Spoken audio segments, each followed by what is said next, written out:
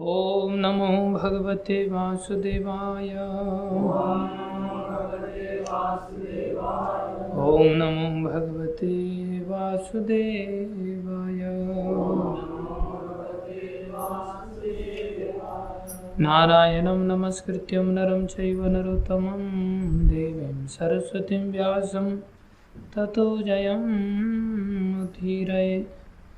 नष्टप्रायेषु भद्रेषु नित्यं भागवत सेवया भगवती उत्तम श्लोके भक्तिर्भवती नैष्ठिकी।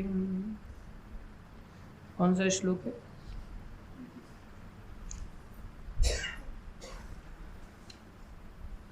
अध्याय 6 श्लोक संख्या 29। सर्वभूतस्थं आत्मानं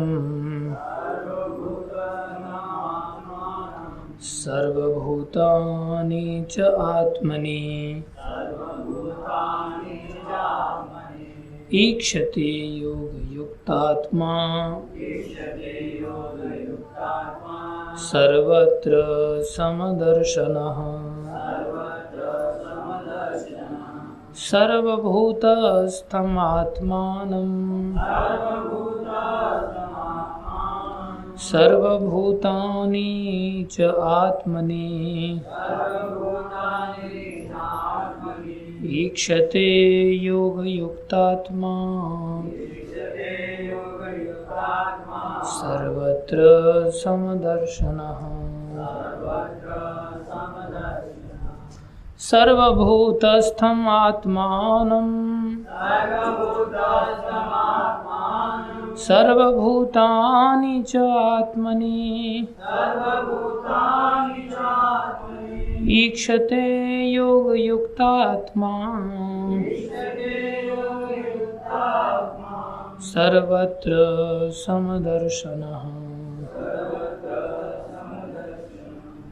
शब्दार्थ सर्वभूतस्थम सभी जीवों में स्थित, आत्मानम परमात्मा को, सर्व सभी, भूतानि जीवों को, च भी आत्मनि आत्मा में, ईक्षते देखता है, योग युक्त आत्मा कृष्ण चेतना में लगा व्यक्ति,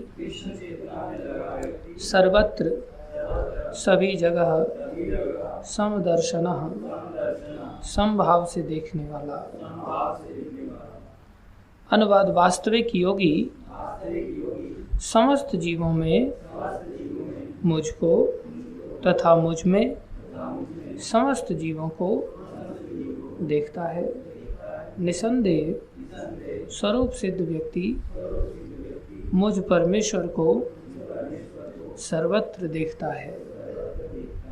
तात्पर्य अर्चनी वंदनी प्रातः स्मरणीय जगतगुरु श्रील प्रभुपाद जी द्वारा श्रील प्रभुपाद की।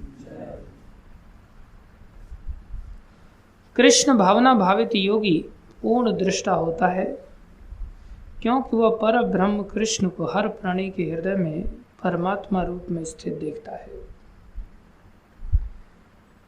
ईश्वर सर्वभूतानां हृदय से अर्जुन तिष्ठति। अपने परमात्मा रूप में भगवान एक कुत्ते तथा एक ब्राह्मण दोनों के हृदय में स्थित होते हैं। पूर्ण योगी जानता है कि भगवान नित्य रूप में दिव्य हैं और कुत्ते या ब्राह्मण में स्थित होने से भी भौतिक रूप से प्रभावित नहीं होते। यही भगवान की परम निरपेक्षता है। यद्यपि जीवात्मा भी एक एक हृदय में विद्यमान है, किंतु वह एक साथ समस्त हृदयों में सर्वव्यापी नहीं है। आत्मा तथा परमात्मा का यही अंतर है। जो वास्तविक रूप से योग अभ्यास करने वाला नहीं है, वह इसे स्पष्ट रूप में नहीं देखता। एक कृष्ण भावना भावित व्यक्ति कृष्ण को आस्तिक तथा नास्तिक दोनों में देख सकता है। स्मृति में इसकी पुष्टि इस प्रकार हुई है। आत्तत्वात् च मातृ तत्वात् च आत्मा ही परमो हरि। भगवान सभी प्राणियों के स्रोत होने के कारण माता और पालनकर्ता के समान है। जिस प्रकार माता अपने समस्त पुत्रों के प्रति संभाव रखती है, उसी प्रकार परम पिता या माता भी रखता है। फलस्वरूप परमात्मा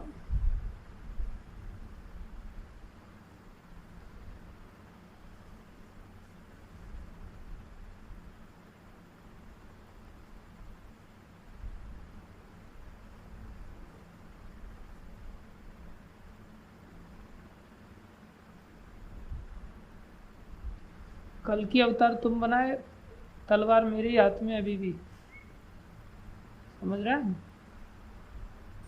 हाँ।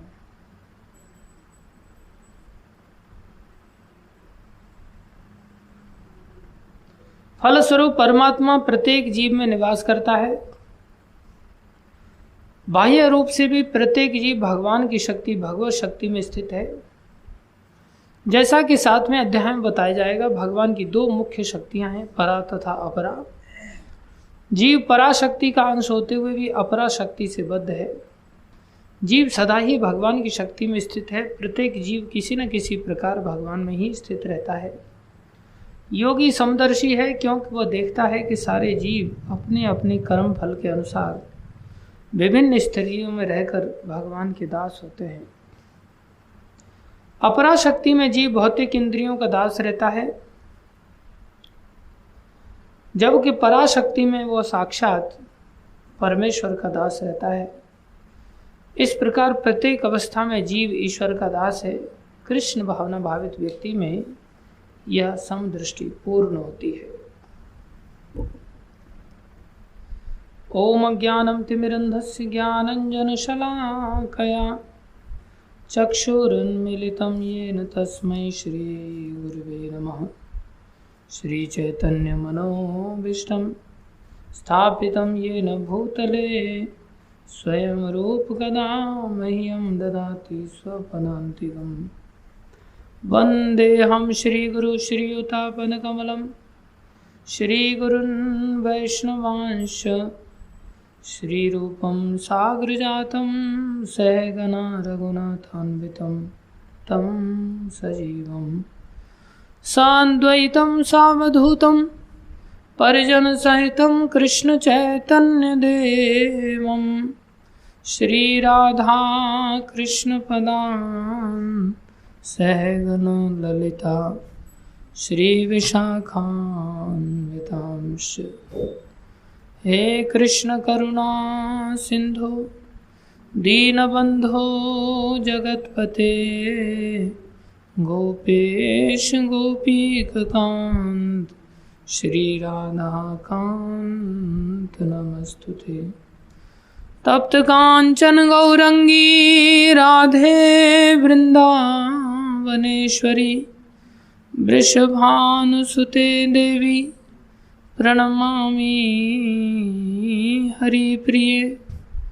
वाञ्छाकल्पतरुभ्यश्च कृपा सिन्धुभ्यैव च पतितानां पावनेभ्यो वैष्णवेभ्यो नमो नमः।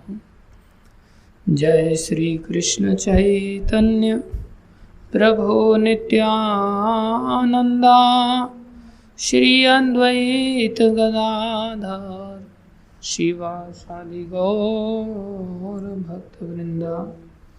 हरे कृष्णा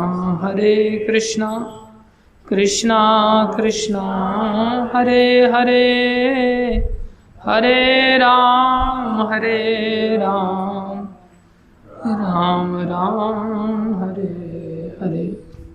हरे कृष्णा कृष्णा कृष्णा हरे हरे, हरे राम राम राम हरे हरे। हरे कृष्णा कृष्णा कृष्णा हरे हरे, हरे राम राम राम हरे हरे। पूरी गायों को आगे करके लाए हैं आप लोग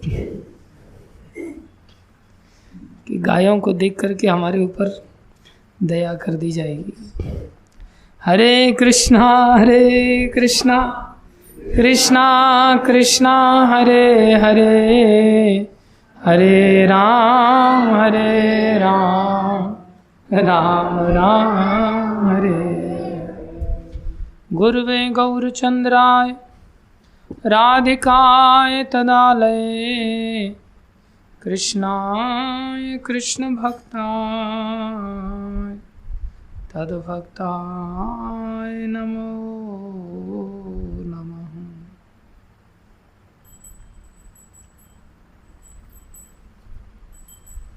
श्री श्री राधा कांत भगवान की जय।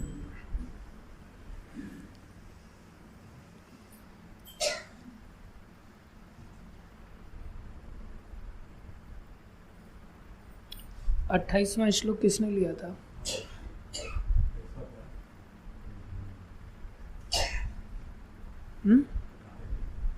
क्या लेना बाकी है? 27वां किसने लिया था? 28वां क्यों नहीं हुआ था फिर?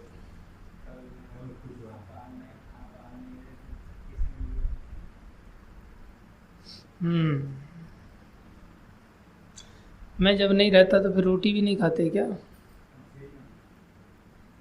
अच्छा मैं था।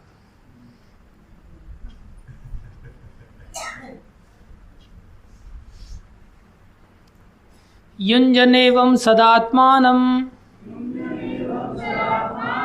योगी विगत कल्मषः, सुखेन ब्रह्म संस्पर्शम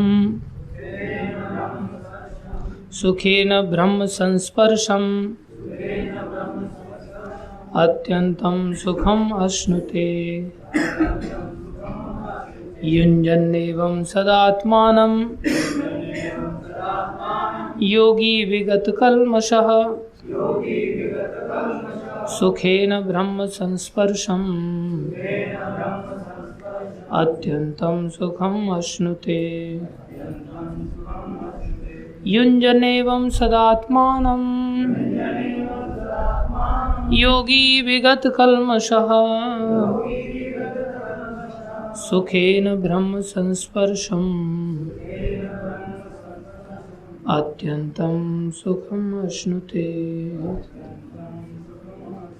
युञ्जन योग अभ्यास में प्रवृत्त होना, एवं इस प्रकार सदा सदैव आत्मानम स्व आत्मा को योगी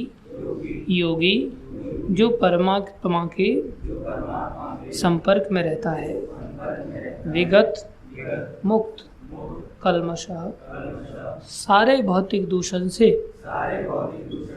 सुखेन दिव्य सुख से, ब्रह्म संस्पर्शम ब्रह्म के सानिध्य में रहकर, अत्यंतम सर्वोच्च सुखम सुख को अश्नुते प्राप्त करता है। इस प्रकार योग अभ्यास में निरंतर लगा रहकर आत्म संयमी योगी समस्त भौतिक कल्मश से मुक्त हो जाता है और भगवान की दिव्य प्रेमा भक्ति में परम सुख प्राप्त करता है। तात्पर्य अर्चनीय वंदनीय प्रातः स्मरणीय जगतगुरु श्रील प्रभुपाद जी द्वारा श्रील प्रभुपाद की। आत्म साक्षात्कार का अर्थ है भगवान के संबंध में अपनी स्वाभाविक स्थिति को जानना। जीव अर्थात आत्मा भगवान का अंश है और उसकी स्थिति भगवान की दिव्य सेवा करते रहना है। ब्रह्म के साथ यह दिव्य सानिध्य ही ब्रह्म संस्पर्श कहलाता है। गुरुवे गौरचंद्राय राधिकाय तदालये, कृष्णाय कृष्ण भक्ताय तद्भक्ताय नमो नमः।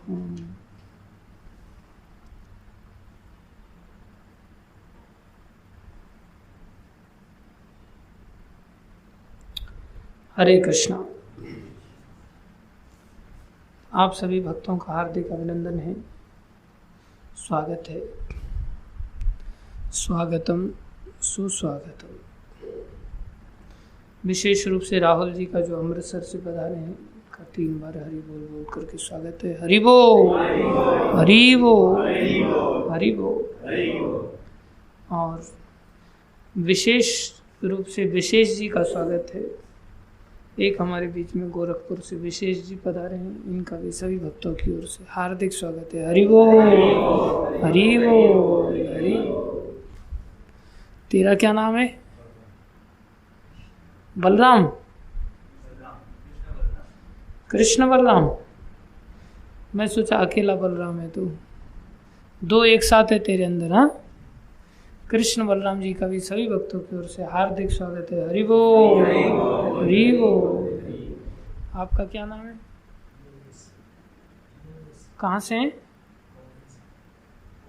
कोनाई से योगेश जी पधारे हैं, इनका भी सभी भक्तों की ओर से हार्दिक स्वागत है। हरि बोल, हरि बोल।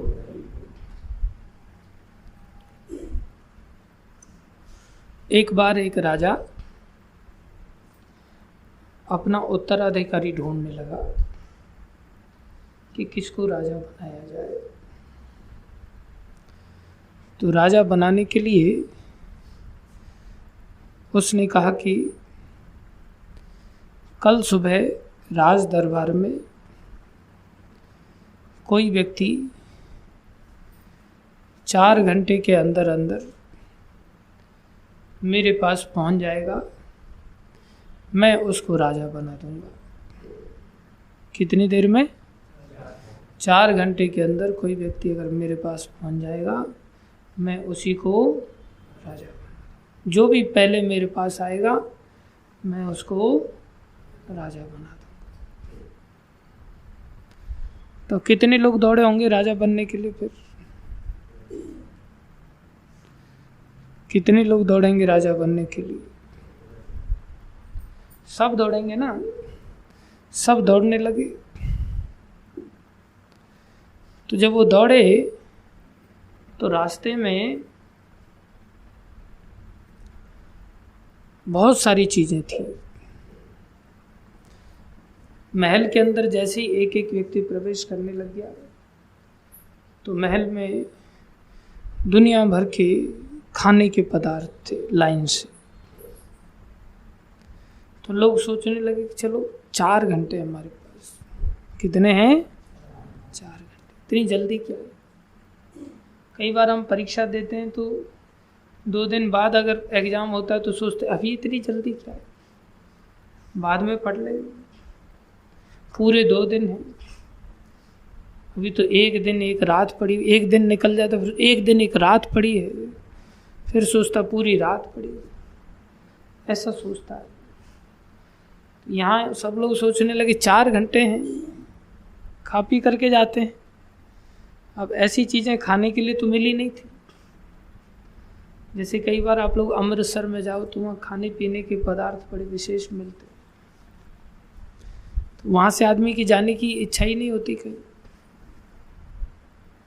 वहाँ इतने बढ़िया बढ़िया पदार्थ महल में थे कि लोग कई कई चक्कर लगाने लग गए। चलो फिर से खा के आते हैं। अलग अलग तरह के जूस थे, बढ़िया ड्राई फ्रूट्स के केक थे, समोसा थे, जलेबी थे, रसगुल्ला थे, और पता नहीं क्या क्या आइटम होते हैं, आप सब जानते ही हैं। सब लोग खाने लग गए। फिर कुछ लोग आगे बढ़े तो देखा बहुत सुंदर नाच गान चल रहा है, तो सब उसको भी देखने लग गए। कोई कोई और आगे बढ़ा तो देखा वहाँ बड़े सुंदर नोटों के बंडल पड़े हुए, जो जो चाहे वो ले सकता है वहाँ पर। तो कुछ लोगों ने नोट उठाना चालू कर दिया, सोचे नोट ले जा कर के पहले घर पे रख के आ जाते हैं, 4 घंटे तो है हमारे पास। फिर देखा कि चांदी के सिक्के पड़े हुए हैं, फिर सोने के सिक्के पड़े हुए हैं। कुछ लोग और आगे बढ़े तो हीरे जवाहरात पड़े हुए हैं। ऐसे बहुत सुंदर सुंदर चीज़ों को देख देख करके कोई व्यक्ति राजा तक पहुंच ही नहीं पाया।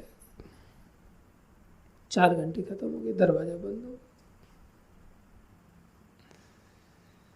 तो ऐसे ही भगवान की ओर जब हम चलते हैं तो भगवान की ओर चलने में इतना सहज नहीं होता कि हम संसार में भगवान को इस जीवन में ही पाले। भगवान का सुख कैसा है? बोले राजा बनने के सुख तो कुछ भी नहीं। भगवान का सुख कैसा है? यहाँ कह रहे हैं भगवान के सुख के बारे में, बोले अत्यंतम सुखम अश्नुते। अश्नुते मतलब प्राप्त करता है। कैसे सुख को? अत्यंत। कैसे? अत्यंतम। अत्यंतम मतलब आत्यंत की, जहाँ पर कई तरह की चीजें होती हैं। एक होता है निमित्त की चीजें, जो किसी निमित्त के कारण है। जैसे प्रलय होती है, तो एक होती नित्य प्रलय, जो हर समय कोई ना कोई मर रहा है, हर समय चीजों का नाश हो रहा है। कोई भी चीज बनी है वो नाश की ओर आगे बढ़ रही है। तो ये कौन सी प्रलय है? नित्य प्रलय। एक है नैमित्तिक प्रलय, वैसे ही सब मर रहे हैं, ऊपर से किसी निमित्त के कारण मरने लग जाए। किसी ने बम फोड़ दिया, भाई इसके चलते लोग मर गए। प्राकृतिक रूप से मर रहे हैं नित्य के कारण, नित्य काल सबको खा रहा है। और कुछ निमित्त भी बन जाते हैं, जैसे ब्रह्मा जी की रात हो गई इसलिए मर गए, नागासाकी में बम फूटा बोले इसलिए इतने सारे लोग अचानक से मरे। जिसने बम फोड़ा उसने ऊपर से देखा लोग चींटियों की तरह मरते जा रहे हैं, और वो व्यक्ति पागल हो गया देखकर। तो किसी निमित्त के कारण मरे। तो एक नित्य प्रलय है जिसमें आदमी मरता है फिर से जिंदा होता है। एक नैमित्तिक प्रलय है जिसमें मरता है फिर से जिंदा होता है। एक आत्यंत की प्रलय होती, मतलब आत्यंत की मतलब अब दोबारा वो मरने के बाद जिंदा नहीं होगा संसार में। वो कैसी प्रलय है? बोले वो भक्ति से होती है। अर्थात इस संसार में जब हम भजन साधन करते हैं तो इस संसार में फिर से पैदा नहीं होंगे। कहाँ जाएंगे? भगवान के धाम में जाएंगे। तो कैसा मरना है? अत्यंत की। अत्यंत माने बहुत ज्यादा, पूर्ण रूप से। तो अत्यंत की मतलब सर्वोच्च। तो कैसा सुख मिलता है भगवान से? उसको भगवान का संस्पर्श करने से। कोई भी चीज संसार में स्पर्श करते हैं तो सुख देती है, जिसकी हम चाह रखते हैं विशेष रूप से। तो जिसकी चाह रखते हैं, अगर वो वस्तु हमें मिल जाए तो हमें सुख देती है। स्पर्श करने से, देखने से, इंद्रियों के द्वारा स्पर्श किया जाता है। बोले भगवान भी स्पर्श करने पर क्या देते हैं? सुख देते हैं। कैसा सुख मिलता है? लेकिन भगवान के द्वारा अत्यंत की सुख मिलता है। जैसे राजा को अगर जाके कोई पकड़ लेता तो राजा बन जाता, उसके पास सारी चीजों का सुख हो जाता। लेकिन जब कोई व्यक्ति नहीं पकड़ रहा है, छोटी चीजों को ही पकड़ रहा है, तो छोटी चीजों में अत्यंत की सुख नहीं मिलेगा। तो भगवान का भी संस्पर्श है, लेकिन ये बात दिमाग में एकदम से बैठ जाए, और ऐसी बैठ जाए कि फिर इधर उधर कुछ भी दिखाई ना दे। ऐसी आसानी से बैठती नहीं। इसके लिए तो दो ही कारण है, या तो बहुत ज्यादा प्रेम हो जाए या बहुत ज्यादा घृणा हो जाए। क्या हो जाए? बहुत ज्यादा प्रेम हो जाए, किससे? भगवान से। या बहुत ज्यादा घृणा हो जाए, किससे? भगवान से, संसार से, भौतिक संसार से।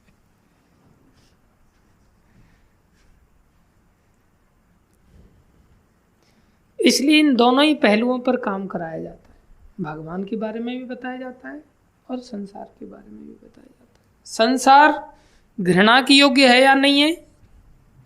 संसार घृणा की योग्य है, क्योंकि संसार को दुखालय कहा गया है। और भगवान प्रेम के योग्य है या नहीं है?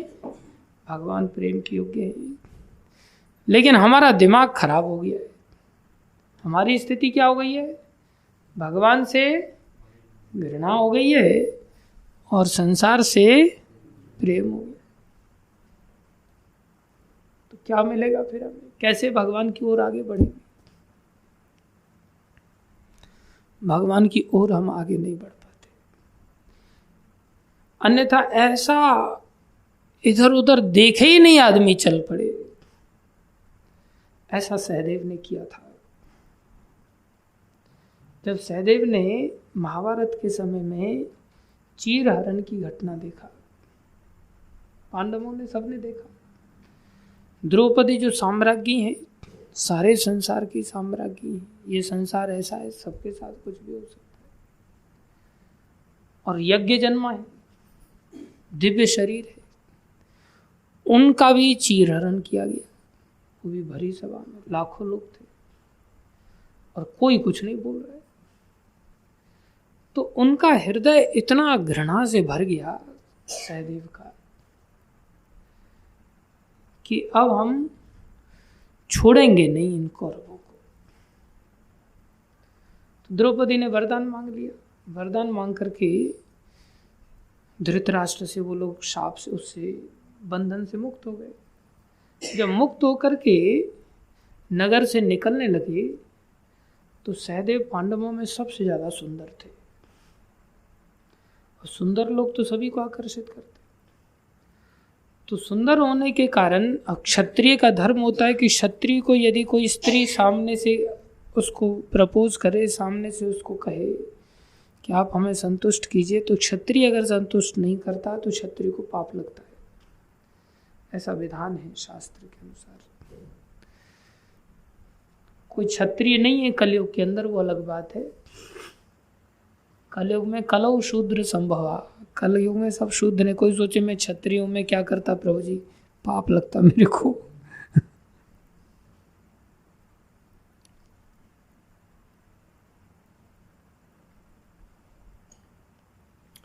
कलयुग में सब शूद्र हैं। थोड़ी बहुत ट्रेनिंग देके किसी को ब्राह्मण बनाया जाता है, किसी को ट्रेनिंग देकर के क्षत्रिय बनाया जाता है, किसी को ट्रेनिंग देके वैश्य बनाया जाता है। शूद्र तो बाय डिफॉल्ट है ही। तो ये चारों वर्ण जब तैयार हो जाते तब समाज थोड़ा स्मूथली चलता है, क्योंकि शरीर में ये चारों चीजें जैसे लगती हैं, सर है, हाथ है, पेट है और पांव है, तब शरीर थोड़ा स्वस्थता के साथ चल सकता है। जब दिमाग है ही नहीं किसी शरीर में, हाथ टूटे पड़े हैं, पेट काम नहीं कर रहा है, तो शरीर में दुख ही दुख होगा ना। इसलिए समाज तब तक नहीं चल सकता जब तक ये चारों चीजें समाज में ना हो। और ये चारों चीजें केवल कहने मात्र के लिए हैं, नाम मात्र के लिए हैं, तो सुख भी नाम मात्र के लिए होगा। और ये चारों चीजें जितनी वेल एस्टेब्लिश्ड हैं, जितने अच्छे ब्राह्मण समाज में हैं, जितने अच्छे क्षत्रिय समाज में, जितने अच्छे वैश्य समाज में, जितने अच्छे शूद्र समाज में है, समाज बहुत अच्छा रन हो जाएगा। इसलिए समाज में इतना क्योस और कंफ्यूजन क्यों होता है? क्योंकि समाज में न अच्छे ब्राह्मण हैं, न वैश्य हैं, न क्षत्रिय हैं। ज्यादातर सभी क्या हैं? शूद्र हैं। अब सब शूद्र हैं तो फिर कला कलेश तो बढ़ेंगे ना, कौन किसको गाइड करेगा? तो वो क्षत्रिय थे। और जब सहदेव जा रहे हैं,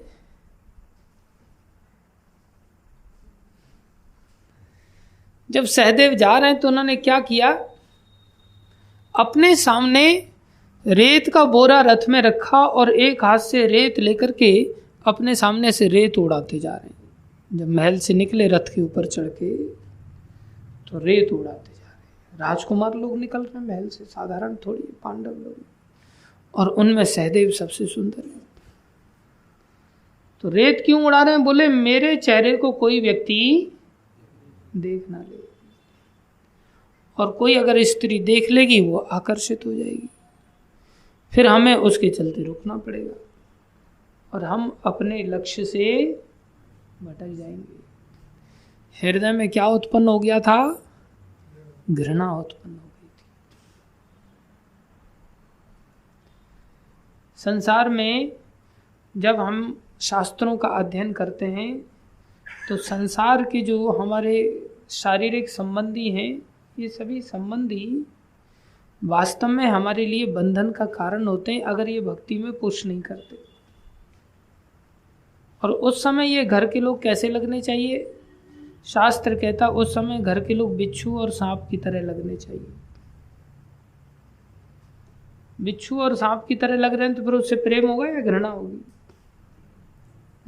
दूर भागेगा ना।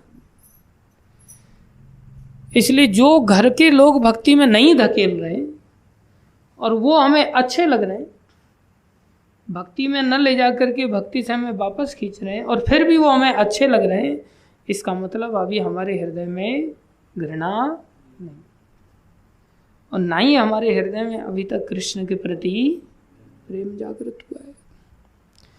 तो फिर संसार में क्या जागृत हुआ है? कृष्ण से प्रेम है नहीं, संसार से घृणा है नहीं, तो संसार की वस्तुओं के प्रति क्या है? आकर्षण है, इच्छाएं हैं। जब संसार की वस्तु के प्रति इच्छा है तो आदमी उसी के पीछे भागेगा ना। जब उसके पीछे भागेगा तो भगवान का स्पर्श कैसे होगा? और जब उसके पीछे संसार में भागेगा तो फिर उसको किसका संस्पर्श होगा? बोले उसको मृत्यु का संस्पर्श होगा। किसका होगा? मृत्यु का संस्पर्श। फिर वो नित्य नहीं लगा पाएगा अपने आप को योग के अंदर। कहाँ जा रहा है? तो यहाँ जब आए थे तब बहुत हल चलाया दिन भर में कि एकदम पानी प्यास लग गई और फिर यहाँ पहुँचे। पानी पी करके ही आना चाहिए था। 1 घंटे बैठने में भी कभी प्यास लगती है, कभी कुछ। बैठे बैठे मैं पी सकता हूँ।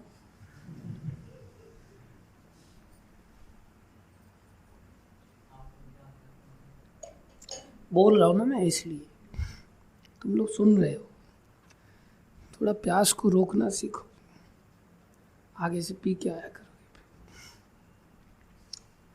तो भगवान क्या कह रहे हैं? जिसकी संसार में घृणा और कृष्ण से यदि प्रीति हो गई है तो क्या करेगा? युंजन एवं, युंजन माने लगेगा, एवं सदा आत्मानम, निरंतर लगेगा भगवान के अंदर आत्मानम। योगी विगत कल्मश, संसार की जो वासनाएं हैं, संसार की जो स्थिति है वो कल्मश है, उससे विगत रहते हुए। इसलिए दोनों चीजों को जानना जरूरी है, संसार को भी और कृष्ण को भी। फिर क्या होगा उसको? बोले सुखेन ब्रह्म संस्पर्शम, उसे ब्रह्म का संस्पर्श प्राप्त होगा। अत्यंतम सुखम अश्नुते, अत्यंत सुखकारी होगा वो, जैसे प्रहलाद जी को होता था। प्रहलाद जी कभी अचानक से रोने लग जाते थे तो कभी अचानक से हंसने लग जाते थे। तो पूछते थे कि अरे तुम ऐसे ही अचानक से क्यों फील करते हो? संसारी दृष्टि से कोई आकर, अरे अभी तो तुम हंस रहा था, अभी रोने क्यों लग गया अचानक से? किसी ने कुछ मारा नहीं, छेड़ा नहीं, कोई आया नहीं, गया नहीं, ऐसा क्यों? तो बोले जैसे एक बालक अपनी माँ की गोद में बैठा हो और माँ उसे दूध पिलाए, माँ उसे बार बार गुदगुदी करे, तो माँ का स्पर्श पाकर के बालक कैसा फील करेगा? सुखी हो जाएगा। और अचानक से किसी काम को लेकर के माँ अचानक से बिठा दे और किसी काम के लिए चली जाए थोड़ी देर के लिए, तो फिर बालक कैसा फील करेगा? एकदम से रोने लग जाएगा। मेरे को छोड़ के, गोद में लेके घूम रही थी, नचा रही थी, अभी कहाँ लेकर के चली गई, कहाँ छोड़ के चली गई, तो एकदम से रोने लग जाएगा। तो प्रहलाद महाराज बाहर से भगवान किसी को दिखते नहीं थे और भगवान प्रहलाद महाराज को दिखते थे। तो प्रहलाद महाराज ऐसा संस्पर्श अनुभव करते थे कि ऐसा लगता था अभी तो मेरे को गोद में लेके बैठे थे और अचानक से छोड़ करके चले गए, तो प्रहलाद जी रोने लग जाते थे। और लोग देखते थे ये रो क्यों रहा है, और देखते थे ये पागलों की तरह हंस क्यों रहा है, मतलब कोई दूसरा कुछ है नहीं, आदान प्रदान, हंस क्यों रहा है। जैसे कुंभन दास जी थे, भगवान उनकी गोद में आकर के बैठ जाते थे और किसी को दिखता नहीं था कि भगवान गोद में आकर के बैठ गए। जैसे मीराबाई थी, भगवान उनके साथ बातचीत करते थे, सारी रात बातचीत होती थी और सुनाई देता था कभी कभी पहरेदारों को, कोई तो है, किसी से तो बातचीत चल रही है। जाकर के सूचना देते थे और वहाँ से भोजराज आदि सब तलवार लेकर के दौड़ के आते थे। दरवाज़ा खोलो, खुलता नहीं था अंदर से, फिर तोड़वाते थे दरवाज़ा, देखते थे वहाँ कोई भी नहीं, और मीराबाई को दर्शन होते थे। तो जब ऐसा सुख मिल रहा है तो उसे संसारी सुख की क्या लालसा। अत्यंतम सुखम अश्नुते, उसे आत्यंतिक ही सुख कहते हैं। वो मिलता है, किसको मिलता है? जब उसकी ऐसी घृणा हो जाती है और भगवान से ऐसा प्रेम हो जाता है। कैसे होता है? योग में लगने से होता है। और इतना ज़्यादा बढ़ जाता है, इतना ज़्यादा बढ़ जाता है कि लोगों के अंदर भी उसकी ऐसी स्थिति ऊंची हो जाती है, बोले सर्वभूतस्थम आत्मानम, सबकी आत्मा, आत्मा की भी आत्मा तो कृष्ण ही है, सर्वभूतस्थम आत्मानम, सब जीवों के अंदर भगवान विराजमान, हर में हरि को देखने लगता है वो। जैसे नामदेव जी की जो घटना आती है, नामदेव जी ने रोटी बनाई और भोग लगाया और कुत्ता उठा करके चल पड़ा। वो अंदर गए घी लेने के लिए, भूल गए कि मैं घी लगाना भूल गया, और घी लेने के लिए गए, कुत्ता लेकर के जा रहा है। नामदेव जी बोले, अरे प्रभु आए और रोटी खाएंगे, अभी सूखी रोटी खाएंगे, कैसे गले से उतरेगी इनकी। इसलिए उसका ऐसा दृष्टिकोण हो जाता है, जर्रे जर्रे में है झांकी भगवान की, जर्रे जर्रे में है झांकी भगवान की, किसी सूझ वाली आँख ने पहचान ली, किसी सूझ वाली आँख ने पहचान ली। देखो, जब तक ऐसा दृष्टिकोण नहीं होता ना, कोई व्यक्ति आता है 4 पैसा मंदिर में दे करके जाता है तो हमारा उससे प्रेम हो जाएगा। हमको क्या लगेगा, ये व्यक्ति ने डोनेशन दिया है, ये व्यक्ति सहायता करता है, ये व्यक्ति से प्रेम करो। और जो आकर के थाली लेके खा के चला गया, ये व्यक्ति बट्टा लगा रहा है मंदिर में, इसको मत घुसने दो। जबकि उदार हृदय वाला जो जानता, अरे भगवान इसके हृदय में भी हैं, और जो आया उसको भी भगवान ही लेकर के आए, क्योंकि भगवान उसके अंदर में भी है और वो भगवान के अंदर वास कर रहा है। इसलिए वो किसी से भी घृणा नहीं करेगा और किसी से भी प्रेम नहीं करेगा। किसी से भी प्रेम कर रहा है तो उसके पीछे आधार भगवान है। वो ये सोच रहा है, अच्छा ये डोनेशन नहीं दिया, डोनेशन किसने दिया? भगवान ने दिया। तो क्या सोचेगा, देखो भगवान ने कैसी इस व्यक्ति को बुद्धि दिया, और भगवान का ये भक्त है। भगवान सबको थोड़ी बुद्धि देते हैं, इसलिए भगवान का भक्त है, भगवान ही दे रहे हैं। तो उसका विश्वास किस में बढ़ेगा? और भगवान में बढ़ेगा। जो भक्ति में नहीं लगेगा और वो व्यक्ति संसार में अगर किसी संसारी कार्य को दिखावा करेगा मार्केट में, वो भगवान को नहीं दिखाएगा, वो मार्केट में लॉन्च करेगा, मार्केट में लोगों को क्या अच्छा लगता है, फिर लॉन्च करके उन लोगों से कलेक्शन करने के लिए नए नए आइडियाज़ ढूंढेगा, फिर उन लोगों की लिस्ट तैयार करके उनको फिक्स करेगा, इन लोगों से रेगुलरली आता रहेगा, सिस्टम बन गया बहुत बढ़िया। वो भगवान में भरोसा उसका नहीं बढ़ता। जो भक्त होता है उसका भगवान में भरोसा बढ़ता है। भगवान में हर स्थिति में वो ऐसा देख पाता है। कैसा? जर्रे जर्रे में है झांकी भगवान की, जर्रे जर्रे में है झांकी भगवान की, किसी सूझ वाली आँख ने पहचान ली, किसी सूझ वाली आँख ने पहचान ली। उसके लिए सूझ वाली आँख चाहिए, मूर्खों की आँख नहीं। कैसी आँख? जो नामदेव जी के पास थी। नामदेव ने पकाई, नामदेव ने पकाई, रोटी कुत्ते ने उठाई, रोटी कुत्ते पीछे घी का कटोरा लिए जा रहे, पीछे घी का कटोरा लिए जा रहे। स्वामी रूखी तो न खाओ, स्वामी थोड़ा घी भी लेते जाओ। उनको कह रहे हैं, कुत्ते को कह रहे हैं, स्वामी रूखी तो न खाओ। भागवतम में उद्धव जी को भगवान कहते हैं कुछ करने की जरूरत नहीं है, तुम एक काम करो, गधा दिखे तो उसको भी धरती पर लेट के दंडवत कर दो, कुत्ता दिखे उसको भी लेट के दंडवत कर दो, मनुष्य दिखे उसको भी दंडवत कर दो, सबको दंडवत कर दो, मैं मिल जाऊंगा जल्दी। इतना सा कर दो। अब इतना सा कैसे कोई करेगा? यहां तो कुत्ते को कह रहे हैं स्वामी रूखी तो ना खाओ, और हम क्या कहते, स्वामी रूखी ना खिलाओ।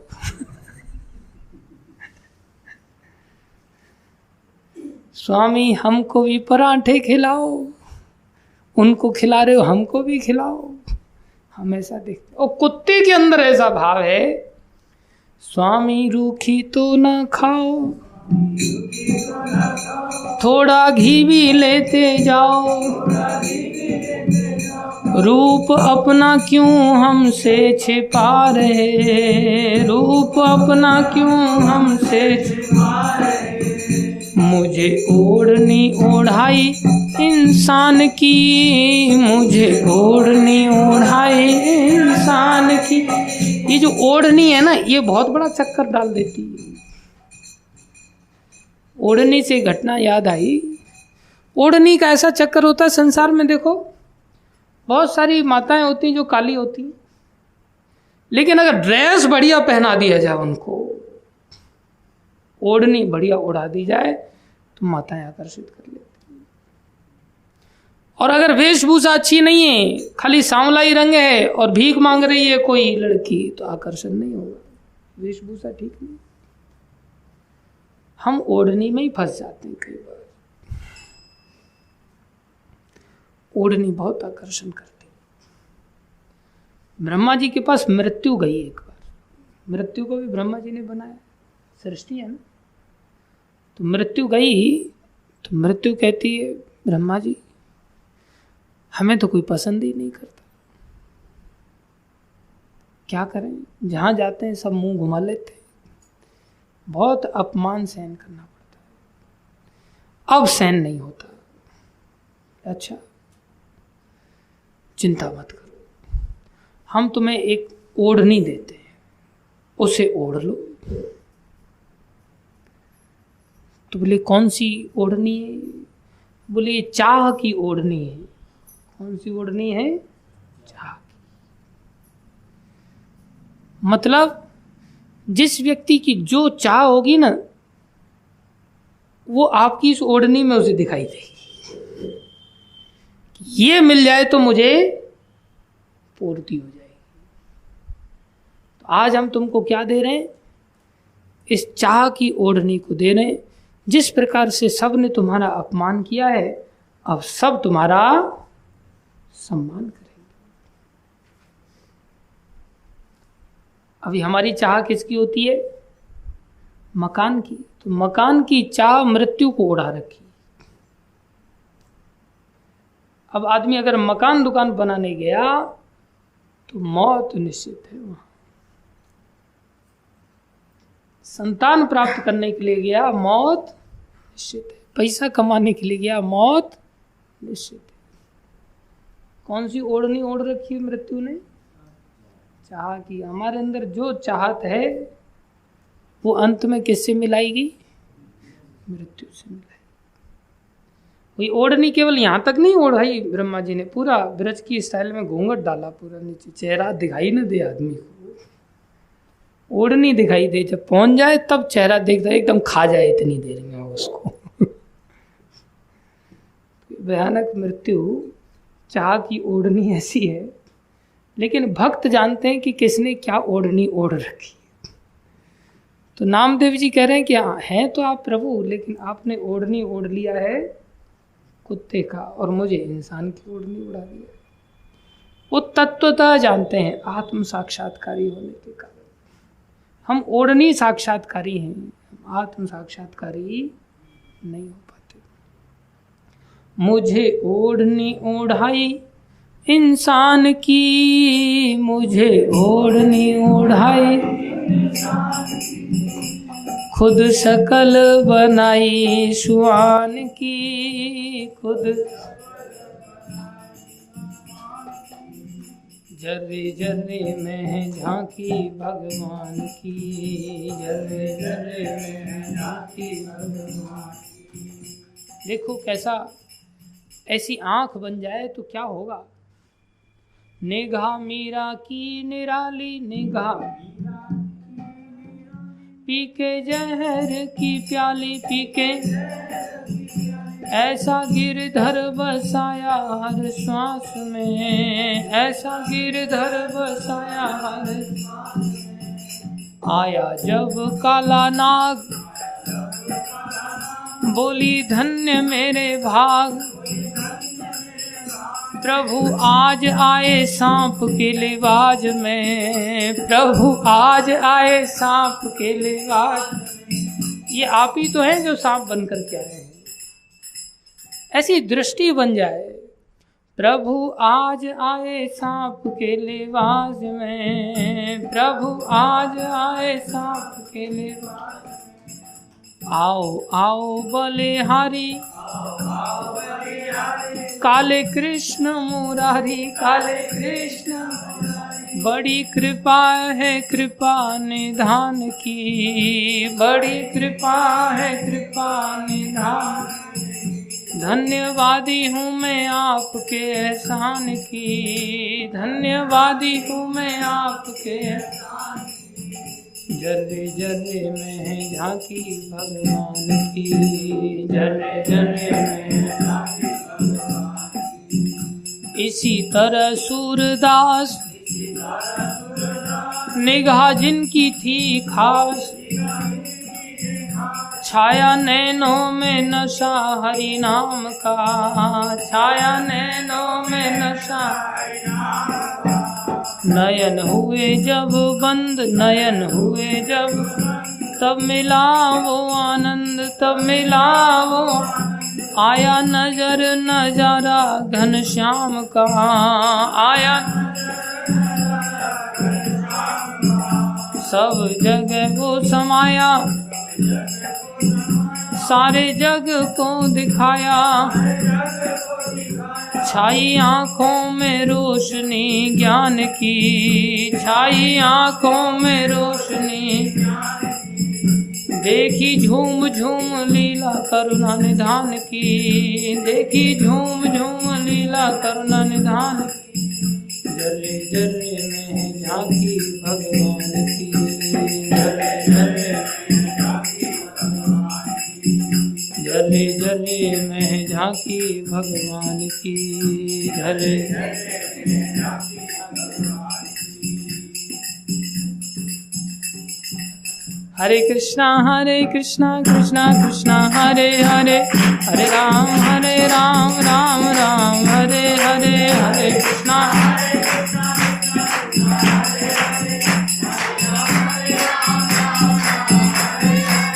हरे कृष्णा हरे कृष्णा कृष्णा कृष्णा हरे हरे, हरे राम राम राम हरे हरे। हरे कृष्णा हरे हरे, हरे राम राम राम। हरे कृष्णा कृष्णा कृष्णा हरे हरे, हरे राम राम राम हरे हरे। हरे कृष्णा हरे राम राम राम हरे। हरे कृष्णा कृष्णा कृष्णा हरे हरे, हरे राम राम राम हरे हरे। हरे कृष्णा हरे हरे, हरे राम राम। हरि बोल गौर हरि बोल, हरि बोल गौर हरि ओम, गौर हरि ओम,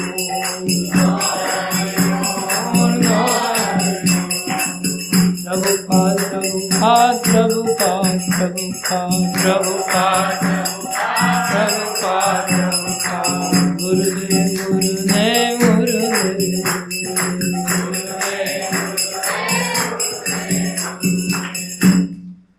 तो क्या करता है? सर्वभूत स्थम आत्मानम, सारे भूत कहाँ हैं? बोले भगवान में वास कर। और सर्वभूतानि च आत्मनि, अर्थात सारे भूत स्थम आत्मानम, सारे भूतों के अंदर भगवान स्थम स्थापित है और सारे भूत अर्थात सारे जीव भगवान के अंदर विराजमान। जैसे माता यशोदा के अंदर, ये भगवान के अंदर माता यशोदा अपने आप को भी देखती, अर्थात भगवान के अंदर माता यशोदा भी हैं और माता यशोदा भगवान को अपने अंदर भी धारण करती है। ये विपरीत भाव एक साथ भगवान के अंदर ही देखे जा सकते हैं। भगवान के अंदर सारे जीव रहते हुए भी भगवान सब जीवों के अंदर रहते हैं। जो व्यक्ति अंदर है वो बाहर कैसे हो सकता है? बोले ऐसी स्थिति भगवान की भगवत्ता के कारण होती है।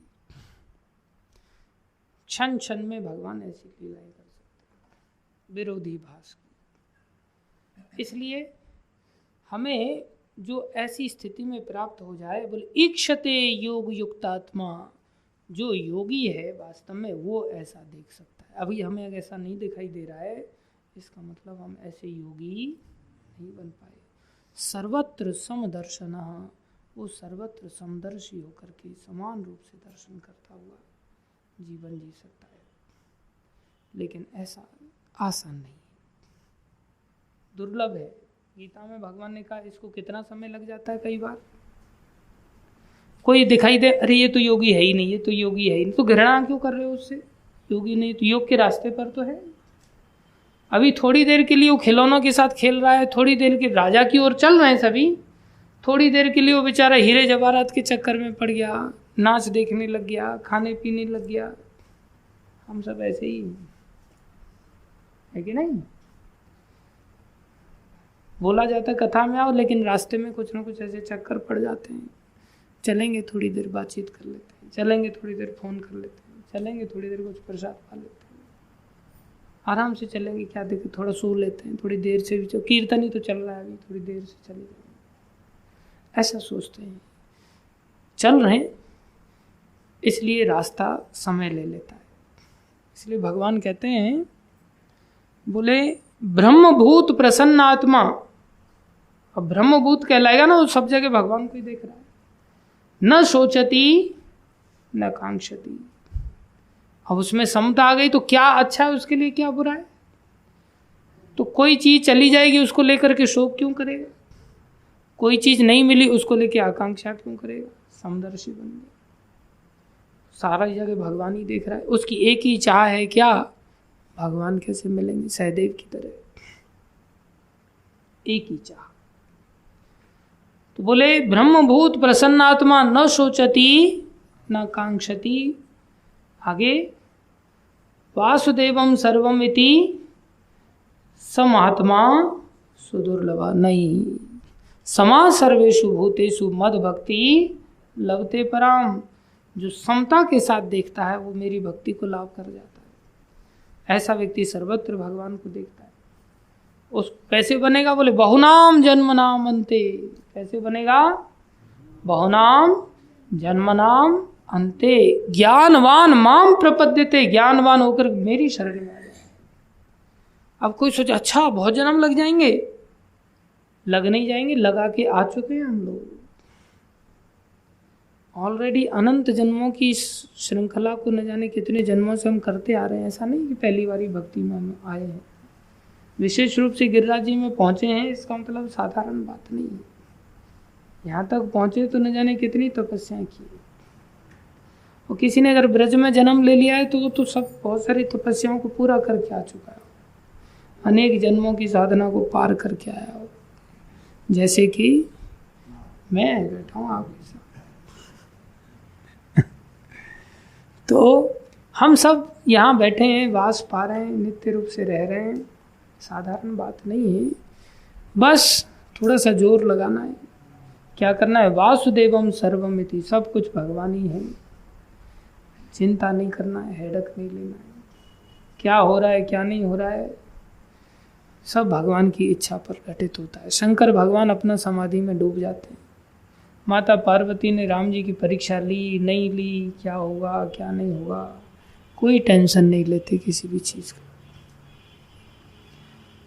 होगा वही जो राम रची राखा। दूसरी चीज़ों को लेकर के टेंशन नहीं लेते, जो होना होगा। हमें क्या करना है? वासुदेवम सर्वमिति, सब कुछ भगवान है। क्या करना है? वासुदेवम सर्वमिति स महात्मा सुदुर्लभ, सब कुछ भगवान के ऊपर ही मानते हुए भगवान के भजन में गढ़ना है, योग में लगना है, भगवान की भक्ति करनी है। फिर कैसा अनुभव करेंगे? पिता माता की तरह भगवान का अनुभव करेंगे। भगवान माँ की तरह भी व्यवहार करते हैं। राधा रानी में और कृष्ण में कोई अंतर नहीं है। तो भगवान माँ भी हैं और भगवान पिता भी। तो अगर ऐसे बन जाएंगे तो हमारी दृष्टि पूर्ण हो जाएगी। अगर ऐसे नहीं बने तब तक हमारी दृष्टि अपूर्ण है। वो अलग बात है कि हर व्यक्ति अपने आप में ऐसा समझता है वर्तमान में कि हम पूर्ण हैं। पूर्ण व्यक्ति की क्या पहचान है? पूर्ण व्यक्ति की ये पहचान है कि वो सर्वत्र भगवान का दर्शन करता है। जब तक भगवान का दर्शन भगवान में भी ना हो तब देखें कि हमारी कितनी अपूर्णता है। और उल्टा हम संसार की चीज़ों को भगवान मानने लग जाएं, हमारे लिए पैसा भगवान बन जाता है, परिवारीजन भगवान बन जाते हैं, संसार के लोग भगवान बन जाते, जो 4 दिन थोड़ी सहायता कर देते वही भगवान बन जाते। हमारी ये क्या है? दृष्टि की अपूर्णता है।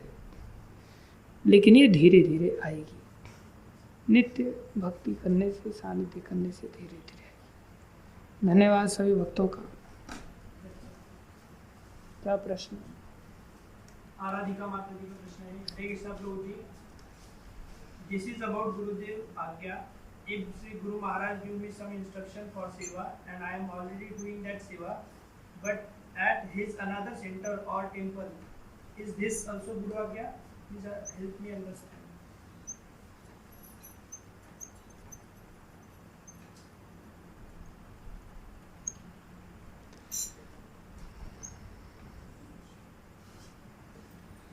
कुछ देशकाल परिस्थिति के अनुसार हमें समय समय पर इंस्ट्रक्शंस प्राप्त होते हैं।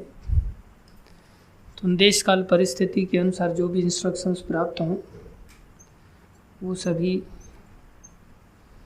हमें पालन करने चाहिए और यथारूप में पालन करने की चेष्टा करनी चाहिए। बाकी अलग सेंटर भी होते हैं तो वो भी आज्ञा ही होती है, वो भी भगवान के ही सेंटर हैं। जैसे चंदन यात्रा के लिए माधवेंद्रपुरी को आज्ञा दी गई थी कि आप जाइए और जाकर के मुझे बहुत गर्मी फील हो रही है तो आप चंदन लेकर के आइए। तो माधवेंद्रपुरी जी महाराज गए चंदन लेने के लिए। तो रास्ते में उनकी इच्छा हुई कि मैं भगवान को अमृत केली का भोग लगाऊंगा जो खीर चोर गोपीनाथ खाते हैं यहाँ। तो मुझे अगर ये खाने को मिल जाए तो मैं भगवान को वहाँ भी भोग लगाऊंगा। तो अपने भगवान का भोग लगाने के लिए सोच रहे थे, लेकिन वो भी भगवान अलग नहीं थे। उन्होंने उनके लिए खीर चुराया और खीर खिलाया उनको। उन्होंने खीर खा लिया, सोचे वापस आएंगे भोग लगाएंगे, क्योंकि हमारे ठाकुर हैं, हमारे भगवान हैं। वो अलग भगवान है, ये अलग भगवान है। जब चंदन लेकर के वापस पहुँचे तो वहाँ विश्राम की व्यवस्था की गई। विश्राम की व्यवस्था की गई तो भगवान ने उनको स्वप्न आदेश दिया, तुम जो चंदन लेकर के आ रहे हो इसको वहीं भगवान को चंदन लगाओ। उनको चंदन लगाओगे तो वो चंदन मेरे को प्राप्त हो जाएगा। इसलिए भगवानों में कोई अंतर नहीं होता। इसी प्रकार गुरु जी के केंद्रों में कोई अंतर नहीं होता। गुरु जी के जो भी केंद्र हैं सब गुरु जी के केंद्र हैं। हम किसी भी केंद्र में अगर सेवा कर रहे हैं तो गुरु जी की आज्ञा के अंतर्गत ही सेवा कर रहे हैं। लेकिन कई बार देश काल परिस्थिति के अनुसार भी चलना होता है। जिस केंद्र में सेवाओं की ज़्यादा आवश्यकता होती है वहाँ पर हमें थोड़ा सा बढ़ चढ़ करके भाग लेना चाहिए। तो ये हमें भी देखना चाहिए और गुरु जी भी देखते हैं। गुरु जी भी जिस केंद्र में प्राय होते हैं उस जगह पर जब कोई उनसे मिलता है तो उस मिलने के अनुसार उनको उस केंद्र की जिम्मेदारियों को देखते हुए उस केंद्र की सेवा के लिए सबको प्रेरित करते हैं। तो गुरु जी जहाँ भी रहते हैं वहाँ पर उस केंद्र का विशेष ध्यान रखते हुए उस केंद्र के लिए मिलने वाले भक्तों को आदेशित करते हैं। तो इसमें हमें भेदभाव करने की ज़रूरत नहीं है। हमें ब्रॉड अंडरस्टैंडिंग के साथ अपनी दृष्टि से भी थोड़े कार्य करने होते हैं। तो स्पेसिफिक नहीं है ऐसा, हम करें और अगर हम श्रेष्ठ भाव से समान रूप से समभाव के साथ करते हैं तो गुरु जी निश्चित रूप से प्रसन्न होंगे, इसमें कोई संदेह नहीं है। हरे कृष्ण। नामदेव जी वो भगवान का साक्षात्कार को उनको हो चुका था, तब वो हर जीव में हर प्राण में जैसे कुत्ते में भी वो भाव था, है ना। फिर ये सादेव महाराज वो जो थे वो भी वो बोलते हैं, आपने बताया कि उनको पहले ये साक्षात्कार नहीं है हुआ है और वो हर किसी को दंडवत प्रणाम करता है तो उनको वो भगवान मिल जाएंगे। तो उसका जब साक्षात्कार ही नहीं हुआ है, वो पहले से अगर वो भाव को मानेगा तो वो मिल जाएगी। हाँ, साक्षात्कार नहीं हुआ है और वो इस इंस्ट्रक्शन को फॉलो करता है कि इसके अंदर भगवान का वास है, ऐसा शास्त्र ने कहा है, और उसको फॉलो करते हुए प्रणाम करता है तो उसको साक्षात्कार हो जाएगा, शीघ्र साक्षात्कार। ये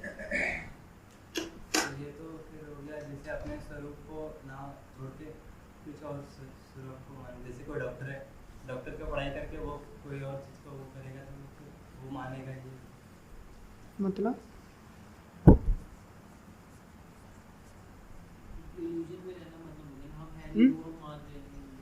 हम है नहीं। तो इस तरह का डिजीज फिर इसको बोलते हैं सिम्टम। हाँ, संसारी दृष्टि से आ जाता है, लेकिन इससे विनम्रता बढ़ती है।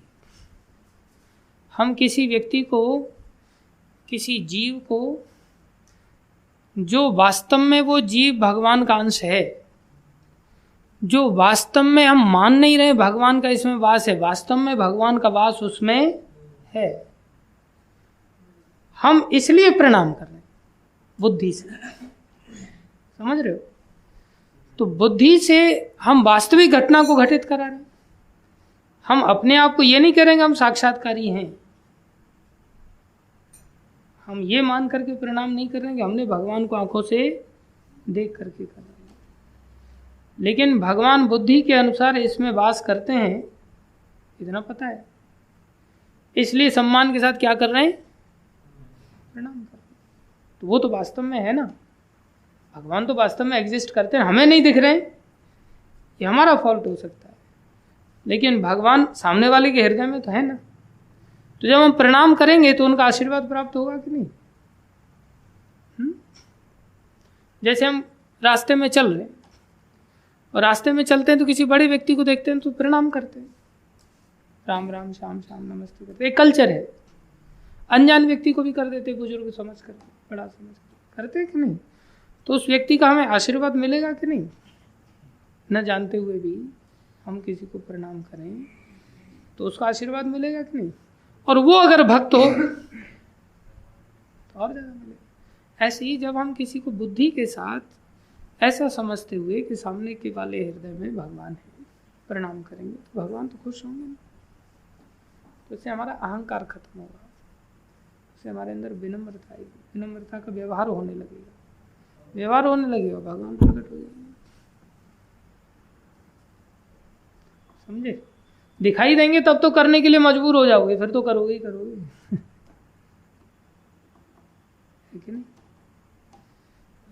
अभी भी नाम का हमें वो स्वाद थोड़ी मिलता है जो स्वाद वास्तव में भक्त लोग चखते हैं, लेकिन उसमें है तो सही, बीमारी हमारे अंदर है तो हम ले रहे हैं, तो हम एज औषधि के रूप में ले रहे हैं, ऐसी एज ए इंस्ट्रक्शन के रूप में हम प्रणाम कर रहे हैं। हमारे अंदर नेचुरली वो स्टेज नहीं है, लेकिन वो स्टेज हमारे लिए फायदे कारक है तो हम कर लेते हैं। अब जैसे घर वाले कोई खीर खिला रहे हैं किसी बच्चे को, बच्चे को थोड़ी पता है कि ये खीर है या दूध है या मुर्गा खिला रहे हैं, क्या खिला रहे हैं, बच्चे को पता है क्या? पता है क्या उसको मैं क्या खा रहा हूँ? नहीं। माता पिता खिला रहे हैं उसको, तो उसको फायदा होता है कि नहीं जो चीज़ खिलाते हैं उसके अनुसार। इंस्ट्रक्शन है उनका, खाना है तो खाना है, तो फिर वृद्धि होती है, स्वादों का पता चलता है।